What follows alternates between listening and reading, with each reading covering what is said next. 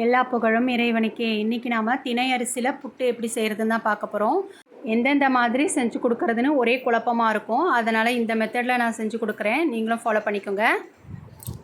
First நான் இந்த தினை அரிசி எடுத்துக்கிறேன். நான் இன்றைக்கி 2 டம்ளர் அளவுக்கு அரிசி எடுத்துக்கிறேன். அளவுகள் எல்லாம் நம்ம இஷ்டம்தான். இதை ஒரு 5 வாட்டி நல்லா வாஷ் பண்ணி எடுத்துகிட்டு வந்துடலாம். சிறுதானியன்றதுனால கொஞ்சம் தூசு அதிகமாக இருக்கும். அதனால் நல்லா ஒரு 5 வாட்டி வாஷ் பண்ணிக்கோங்க.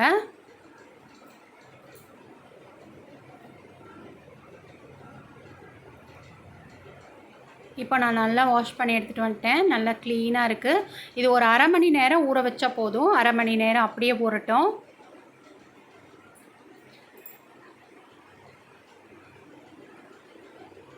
இப்போ நல்லா ஊறிடுச்சு. தண்ணி சுத்தமாக இல்லாமல் வடிச்சிட்டு நல்லா ஒரு வெள்ளை துணியில் ஆற வச்சு எடுத்துக்கலாம்.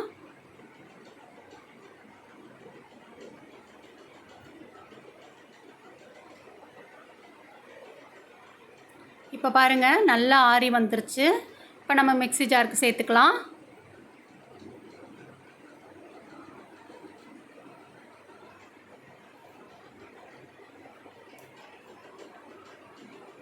இப்போ நல்லா சாஃப்டாக அரைச்சி எடுத்துகிட்டு வந்துட்டோம் பாருங்கள். இது அப்படியே ஒரு 10 நிமிஷம் நல்லா ஆவி கட்டினா போதும். நம்ம ஈரமாவு தான் நம்ம அரைக்கிறோம், அதனால் நம்ம தண்ணி தெளிக்க தேவையில்லை.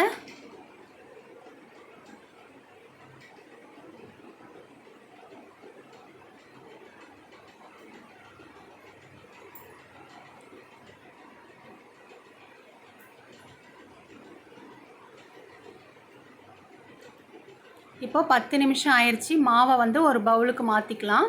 இப்போ நான் நாட்டு சர்க்கரை சேர்த்துருக்கேன். ஒரே ஒரு சிட்டிக்கை கற்பூரம் போட்டுக்கலாம். பச்சை கற்பூரம் போட்டிருக்கேன். ஏலக்காய் 1 ஸ்பூன் சேர்த்துக்கோங்க.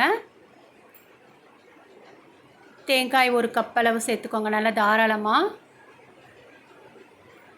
இப்போ எல்லாத்தையும் கலந்து கொடுத்துடலாம். இது கூடவே 1 ஸ்பூன் நெய் சேர்த்துக்கோங்க.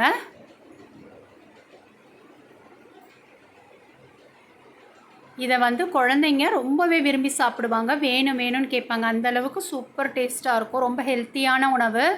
நம்ம சிறுதானியங்களை எப்படியெல்லாம் நம்ம சாப்பிட்லான்னு சொல்கிறத நம்ம சேனலில் நிறைய போட்டிருக்கோம்.